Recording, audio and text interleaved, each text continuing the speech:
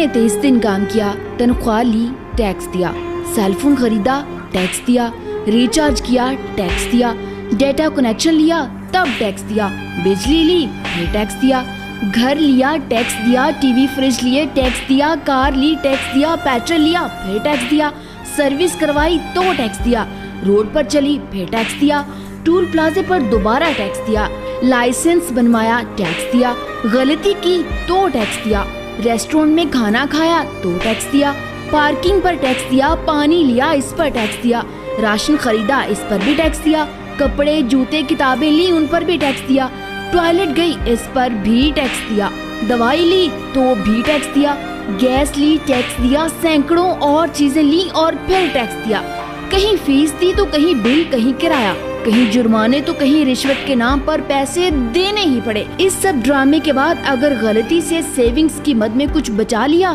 तो फिर टैक्स दिया।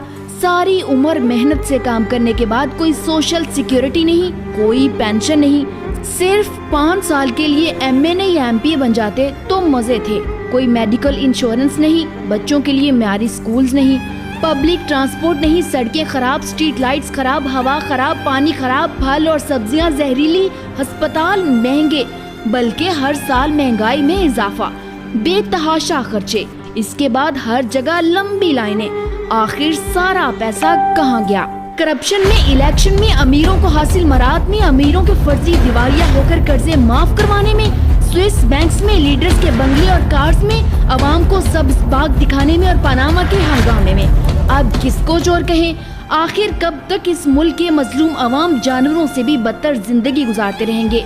मैं जितना वतन अजीज और इसकी गरीब अवाम के इस्तेसाल के मुतालिक सोचती हूँ तो खून के आंसू रोती हूँ, मगर अब वक्त आ चुका कि किसी शख्स वाहिद की अंधी मोहब्बत और तकलीद के बजाय इस प्यारे मुल्क और इसकी गरीब अवाम के बारे में सोचा जाए। प्लीज इस वीडियो को शेयर करके मुल्क के एक एक फर्द तक पहुँचाएं और इस मिशन में अपना हिस्सा डालें। शुक्रिया।